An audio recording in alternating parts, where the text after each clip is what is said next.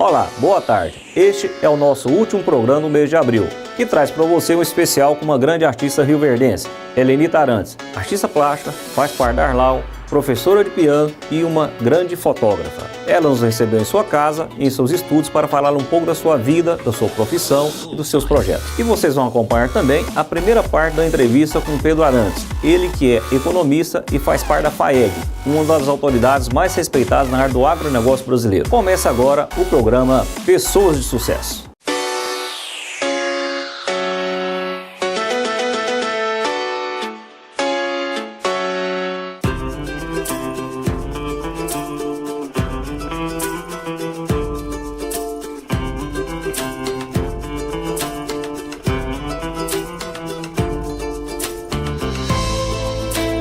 Hoje, a nossa entrevistada é uma das mais renomadas e respeitadas fotógrafas da cidade de Rio Verde.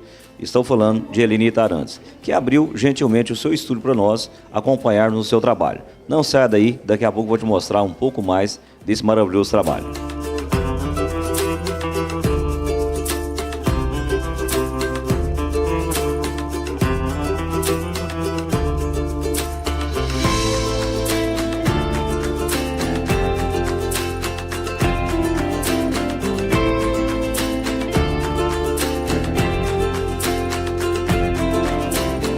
Depois de acompanharmos algumas das sessões de fotos da Helenita, a gente viu que os bastidores dão um certo trabalho, né, Helenita? Claro. Mas antes da gente falar do trabalho específico, me fala uma coisa. A fotografia foi, com certeza, o maior marco na vida de Helenita Arantes, né? Como que a fotografia entrou na sua vida? Bom, eu sempre gostei de arte, César, e eu pintava, e muitas coisas que eu queria pintar, eu queria fotografar antes, e eu não conseguia. Aí eu fui procurar técnicas fotográficas justamente para melhorar a minha pintura. Aí surgiu a fotografia, deixei pintura, deixei piano.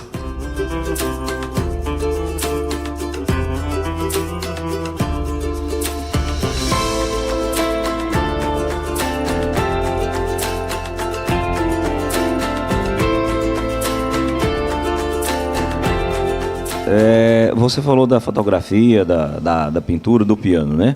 E antes da gente falar uma específica dessas duas áreas, me fala uma coisa, como que a pedagogia e a fotografia entraram na sua vida?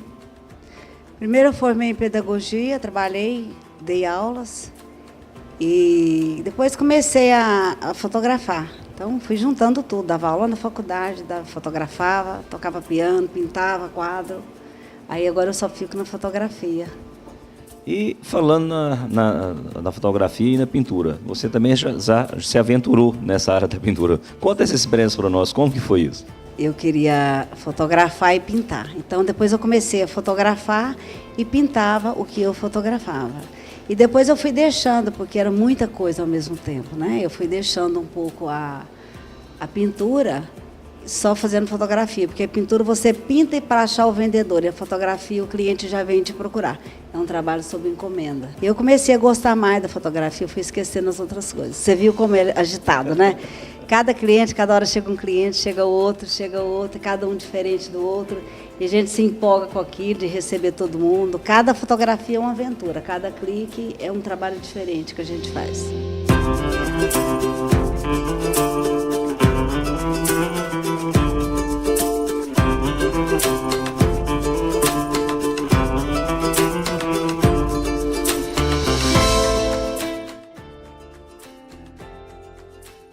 Falando em estúdio, né? A gente sabe que você trabalha aqui na sua casa, dá para conciliar os seus clientes, as pessoas separam bem, vamos falar assim, a Helenita, eu estou indo no estúdio da Helenita e na casa da Helenita, isso não te incomoda, essa questão de você trabalhar em casa, teu estúdio em casa? Não me incomoda. O lar doce lar se tornou um estúdio, né? Minha casa é muito grande, você vê, eu tenho um cliente esperando ali fora, né, para poder entrar. Então a gente espalha todo mundo, às vezes um espera lá um pouquinho, outro lá, mas geralmente é muito raro acontecer, não temos fila. As pessoas vêm já sabendo que estão em casa, que aqui nós temos toda assistência para as crianças, né? Precisou dar banho, dar mamar, dar. Então a gente... E aqui, diga-se de passagem, não é difícil de esperar, né? Agora nós vamos mostrar ali o lar do Ociar, a piscina, a varanda maravilhosa, então não é difícil de esperar. Não é. Espera, quase não tem espera.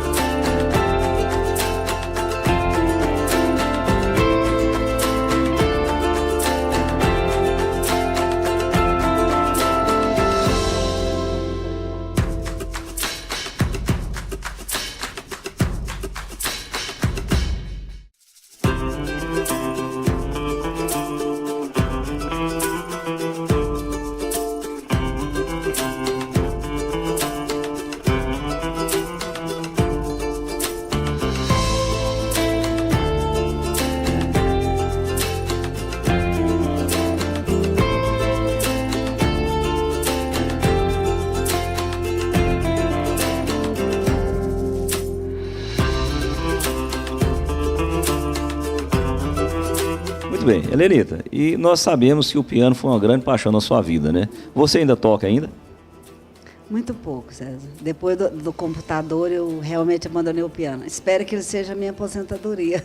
Mas você pode mostrar um pouquinho para nós? Posso? Vamos lá.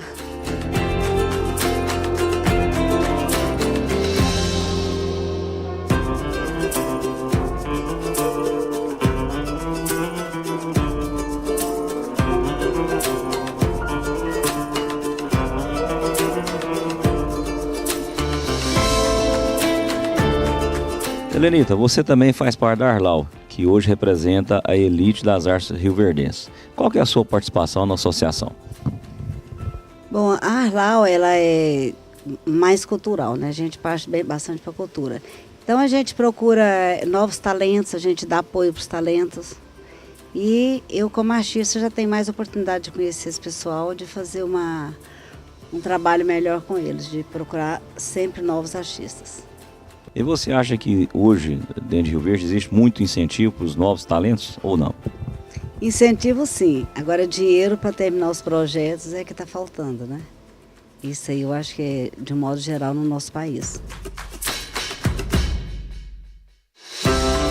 Helenita, e quanto à família? Como é a Helenita? Bom, eu tenho três filhos e 7 netos. A gente tenta separar o trabalho com a família, porque a família vem final de semana, ocupa toda a casa, e o trabalho é mais durante a semana, né? Então a gente sempre tenta conciliar tudo. Existe essa separação bem definida? Sim, bem definida. Aí sim, a gente trabalha bem separadamente. Helenita, se tivesse um momento na sua vida que você pudesse voltar no tempo, que momento seria esse que a Helenita voltaria para reviver novamente? Eu queria ser adolescente de 18 anos com a experiência que eu tenho hoje. Eu acho que todos nós gostaríamos, Helenita. Então, adolescente, 18 anos com a experiência de hoje. Helenita, foi um prazer receber você no nosso programa. Muito obrigado por você ter praticamente aberto sua casa, seu estúdio para nós. Muito obrigado. Eu que agradeço. Desejo bastante sucesso a vocês, a esse programa de vocês. E sucesso. Muito obrigado. Obrigada a você. Helenita Arantes, sem sombra de dúvida, uma pessoa de sucesso. E não se esqueça, se é sucesso, você vê aqui.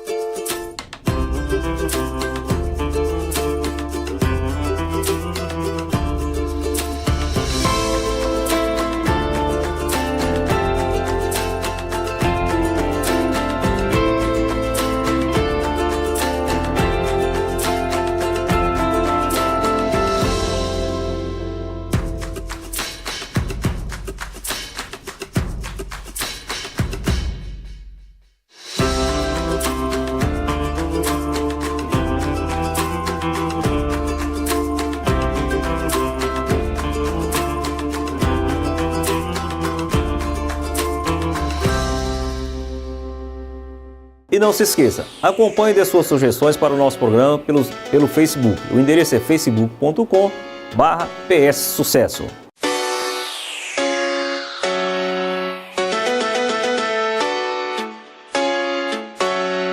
Olá, boa tarde. Hoje nós conversamos com um rioverdense ilustre, ele que é filho da cidade de Rio Verde e uma das autoridades hoje na área do agronegócio brasileiro e respeitado mesmo mundialmente. Falamos agora com Pedro Ferreira Arantes. Tudo bem, Pedro? Tudo bom. Uma satisfação ter essa oportunidade de a gente fazer um bate-papo aqui sobre essa cidade que é também de grande expressão do agronegócio no Brasil, né? Pedro, a sua infância foi aqui em Rio Verde, né? A gente estava conversando, você me contou várias histórias interessantes aqui do seu tempo, você foi estudar no Rio, foi estudar economia, mas vamos por partes, né? Pedro, você mora em Goiânia, quais as lembranças que você tem de Rio Verde hoje? Muitas, realmente foi toda a minha infância, foi aqui na Fazenda Boa Vista, hoje a 10 quilômetros aqui da cidade. E comecei a minha vida estudantil na fazenda, estudamos lá uns quase 2 anos na fazenda, depois que viemos para a cidade. Rio Verde era muito pequeno, nós morávamos praticamente numa chácara, que é hoje na Avenida Presidente Vargas, onde é o Posto Presidente. Então, em 1954, já tinha outros irmãos que tinham vindo para cá, a gente veio para começar a estudar. E estudava aqui que era uma escola, a Escola dos Padres, né? Que era aqui de frente à igreja matriz aqui de São Sebastião. E a gente vinha a pé, atravessava a cidade toda a pé, né? Lá da Presidente Vargas até aqui, vinha passando, enorme, vinha passando por meio de alguns quintais, né? Passava ali ao lado, me lembro ali no Hospital Evangélico. Nunca esqueço disso. O Hospital Evangélico tinha 2 seriemas. Quando a gente passava lá, a gente começava a imitar a seriema e elas corriam atrás de nós. Ali, a gente tinha que defender com as passas escolares. Então são lembranças muito boas que a gente tem daquele período, cidade tranquila, né? A Praça 5 de Agosto aqui estava sendo preparada ainda na administração do Sebastião Arantes. Era um mamonal. Lembra, a gente passa lá, o pessoal quebrando pedra nas marretas para começar a calçar aquele calçamento que está ali. A praça onde tem a outra igreja ali, que é perto do Colégio Martins Borges, né? Ali era onde, quando chegava, a gente falava as barraquinhas, os circos, sempre instalava por ali. Aí depois que a gente saiu aqui da escola, que era o 1º grau, né? Aí na época era o ginásio, a gente foi para o ginásio Martins Borges. Aí saí do ginásio Martins Borges, passava ali, sempre tinha os circos, tinha as barraquinhas, tinha circo de tourada ali. Então é um negócio interessante. E me lembro o seguinte, no primeiro ano que nós entramos no Martins Borges, acredita, a expulsão agropecuária era realizada dentro do pátio do Martins Borges, que também era um dos principais campos de futebol, também era lá dentro. Lá então era tudo, era o evento social da cidade acontecia ali. Acontecia ali, então a expulsão agropecuária, eu lembro de 1 ou 2 foi realizada lá, o campo de futebol. Inclusive eu me lembro, deve ter sido, sei lá, 55 por aí assim. A gente estava um dia assistindo um jogo lá, que até tinha um dos meus irmãos que estava jogando, assim já tardio, às 6 horas da tarde. Foi o único evento assim, extraordinário que aconteceu aqui. Um meteorito, ninguém naquela época nem sabia o que era, né? Às 6 horas da tarde deu aquele risco no céu e ele explodiu, deu um clarão na cidade toda. Teve gente que caiu de joelho, pediu perdão, porque o mundo estava acabando. Mas são muitos fatos assim interessantes que a gente tem, pitoresco daquela época, que isso nunca a gente esquece, né? Fica aí marcando a nossa infância. Pedro, ainda falando sobre infância e juventude, e daqui de Rio Verde, o que te levou, alguém te estimulou a estudar economia? Bom, primeira ida para o Rio, né? A gente sempre teve uma participação muito grande. Eu e o outro irmão meu, que é o Antônio, que nós fomos juntos para o Rio, a gente participou naquela época das eleições do Grêmio Estudantil de Martins Borges. Então, participamos de umas 2 eleições e ganhamos. Uma até, era o outro colega nosso, que é o Vigberto Tartusso, hoje é um político de expressão lá em Brasília. E isso, essa participação nossa sempre a gente esteve atento. A gente aqui estava sempre aqui, só tinha uma rádio, né, que era a Rádio Difusora, pequena aqui em cima da Casa Rádio, que é aqui na Praça 5 de Agosto. E a gente ouvia muito, a gente ouvia a Rádio Transamérica dos Estados Unidos, ouvia a Deutsche Welle da Alemanha, ouvia a Rádio Moscou, então ouvia a Rádio Cuba. Isso dava assim na cabeça da gente assim um outro mundo, né? E aí eu via naquela época a Rádio Globo do Rio de Janeiro. Então eu vi na Rádio Globo aqui, a gente via assim, que tocava na gente. E aí que nos levou uma época a ir passar uns dias no Rio de Janeiro. E quando nós fomos, nós já voltamos lá, eu, o Antônio, mais uns 4 colegas, já com aquela ideia de realmente terminando o ginásio, que era o Martins Borges, até porque o segundo grau aqui você tinha 3 alternativas. Tinha o curso normal, que era para as mulheres, fazer e ser professora, tinha o curso de contabilidade e tinha um outro curso aí profissionalizante, que eu não me lembro qual, que não era a nossa vocação, a gente queria mais. E isso que nos levou para o Rio. E aí nós fomos para o Rio e realmente foi muito interessante. O Rio era distante, tão distante que no Rio de Janeiro tinha a Associação dos Estudantes de Goiás. Era como se assim, se estivesse no outro mundo, né? Gastávamos 3 dias para chegar lá. Mas nós fomos e tivemos a coragem de ir com o apoio dos nossos pais e fomos estudar, trabalhar. E aí a gente foi expandindo assim a mente, né? A nosso envolvimento, sempre gostamos muito, desde o início sempre gostei muito de ler. Ia para a Biblioteca Nacional, passava tarde inteira fora lendo na biblioteca.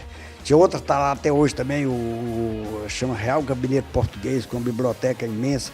Isso aí a gente sempre lendo, discutindo, e o Rio era o centro político na época, né? E aí nós fomos para lá em janeiro de 65. Quer dizer, logo dali para frente foi quando começou o pessoal começou a ver que a proposta dos militares não era o que eles falavam, de não, vão dar um golpe para evitar o comunismo e vão devolver, não. E aí os estudantes começaram a reagir, a gente também começou, claro. Você está no meio, você acaba envolvendo e tocando, e não me arrependo disso, acho que ajudou muito a nossa formação, né? E eu, na época, eu queria fazer sociologia, sempre fui apaixonado até hoje ainda por sociologia.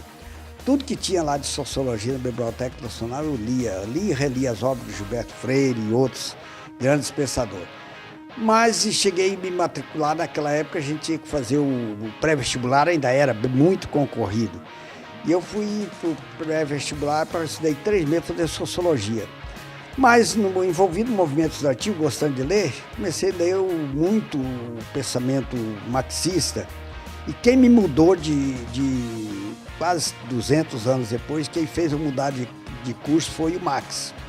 Lendo o Capital, cheguei à conclusão que a sociologia era uma consequência da economia, que é a economia que realmente vai provocar todas as mudanças sociais. E nisso aí eu mudei. Falei, por que eu vou fazer um curso para estar atuando na consequência, tem que ir na causa, que é a economia. Isso que me levou a mudar para a economia e não me arrependo não, acho que foi muito interessante e com boas experiências. E hoje ficamos por aqui. Fiquem todos com Deus, tenham todos um excelente final de semana. Espero vocês no próximo sábado, aqui na sua, na minha, na nossa TV Sucesso. E não se esqueça, se é sucesso, você vê aqui.